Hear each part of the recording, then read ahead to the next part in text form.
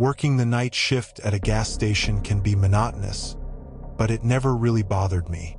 I always liked the peace, the lack of movement, and the absence of interactions that daytime hours demanded. Nights were predictable. A few cars stopping to refuel, maybe someone coming into the store for a quick snack or drink, and then the silence would return. The darkness at the station was only broken by the artificial lights and the occasional headlights from a car on the highway. But that night, something felt different. The air seemed heavier, and the silence, which was usually comforting, felt strangely oppressive. There was no movement on the road. Nothing. It was just me, inside the small store, and the faint hum of the refrigerator in the background. Every now and then, the wind would move the automatic glass doors, making a subtle noise that echoed through the empty space.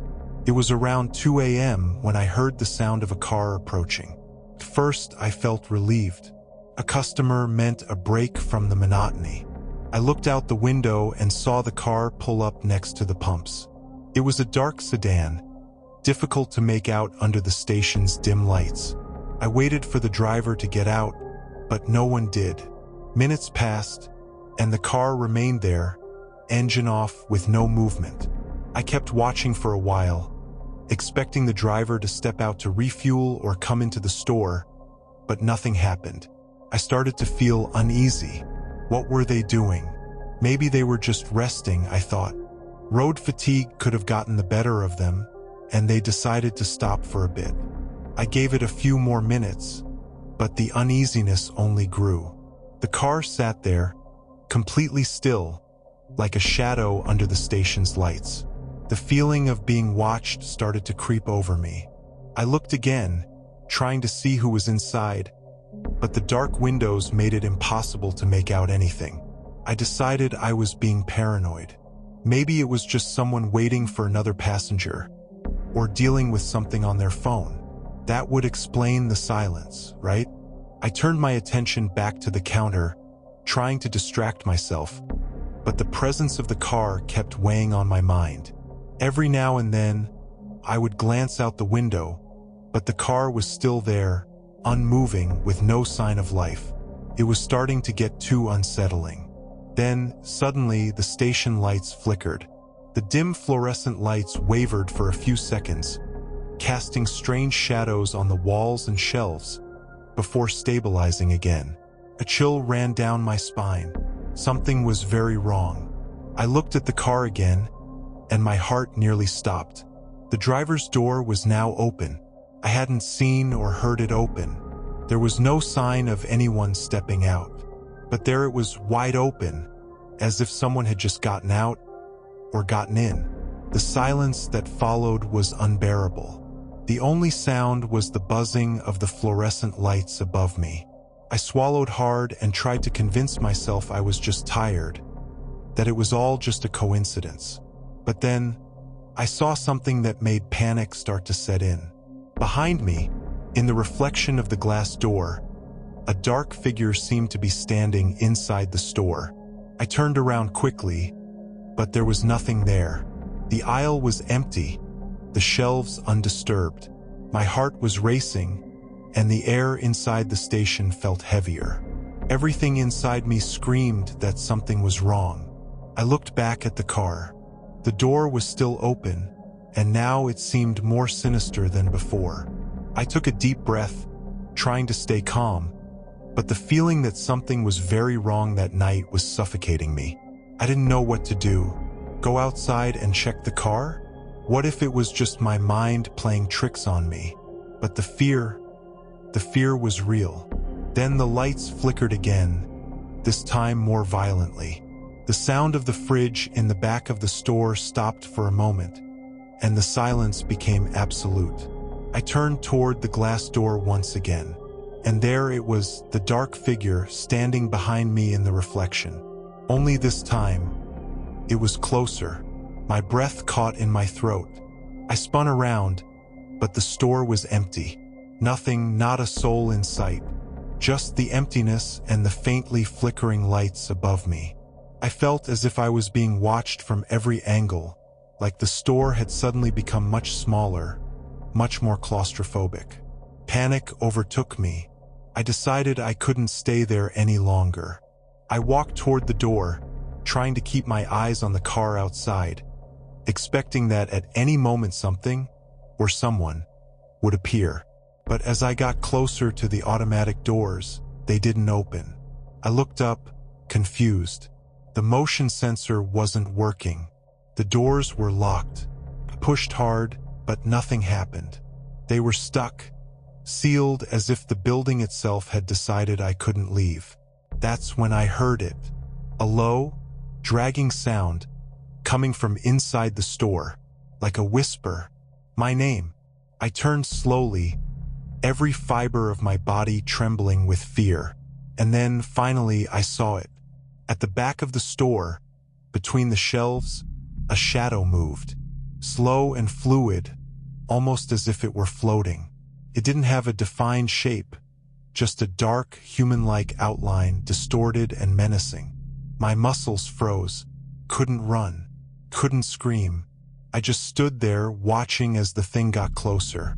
The lights flickered again, and for a brief moment, everything went silent. When the light returned, the shadow was gone. The doors finally slid open with a mechanical hiss. I ran outside without looking back. The car was still there, but I didn't care anymore. I got into my car and sped away from the station as fast as I could. I didn't stop driving until the sun came up. I never went back to that station. I requested a shift change the following week. But to this day, when I think about that night, I can't shake the feeling that there was something or someone watching me, and still is.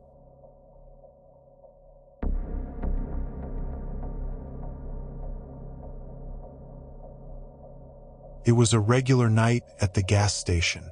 I was on the night shift, the kind of job that never really changes.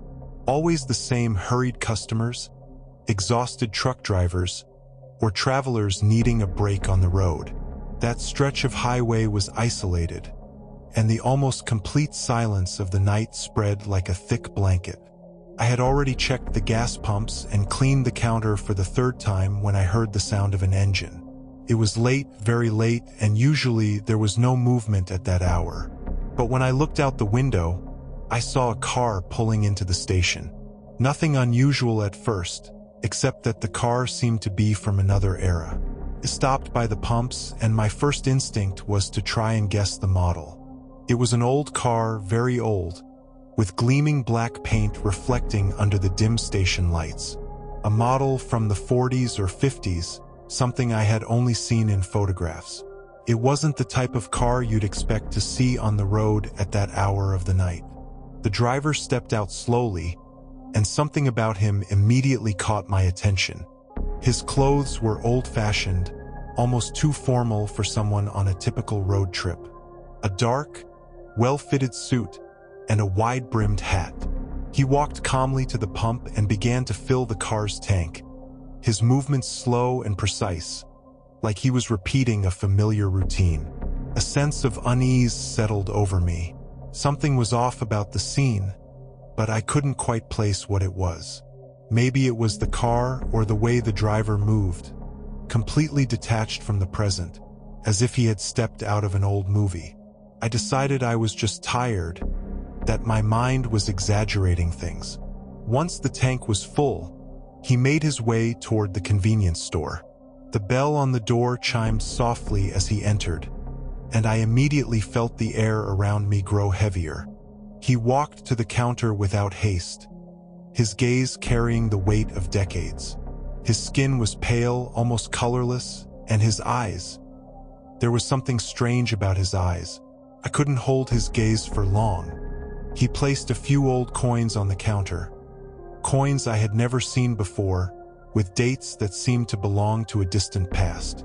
He said something about gasoline for the car, his voice low and drawn out.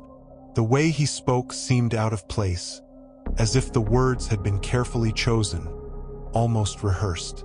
As I took the coins, a chill ran up my arm. The metal was icy cold, like it had just been pulled from a freezer. My fingers trembled slightly, but I tried to maintain my composure. I glanced up at him, and the man simply smiled. A small, emotionless smile. He turned and left the store as quietly as he had entered. I stood there for a few seconds, motionless, with the heavy coins in my hand. I looked out the window and saw the man return to his car. He got in, placed the hat back on his head, and started the engine. The car slowly pulled away from the station, and the taillights disappeared into the darkness of the road. It was only then that the true fear hit me. I rushed to the security cameras, needing to confirm that everything had really happened. I reviewed the footage frantically, and what I saw made my blood run cold. The car was there, the man too, but as he left the station, the video became distorted. The images blurred like interference had taken over the recording. And then, nothing. The car simply vanished, as if it had never been there. A sense of unreality washed over me. I held the coins again, studying them more closely. They were real, but the dates on them, one was from 1947, another from 1939. It didn't make sense. Coins like that hadn't been in circulation for decades. I felt a deep chill as I looked at them, as if I were touching something that didn't belong to this time. I spent the rest of the night in a state of nervous alert. I didn't know what to think. Who was that man? Where had he come from? And why didn't anything about him make sense? The next morning, I did some research on the car's model. After a few hours of searching, I found something that made me stop. That car, exactly as I had seen it, had disappeared in a mysterious accident in 1951. Both the car and its driver were reported missing, and the vehicle was never found. The fear I felt that night has never left me. Since then, every time a car passes by the station late at night, I look twice, because I know that somewhere on that deserted stretch of road, the driver and his old car are still wandering. And maybe one day they'll come back.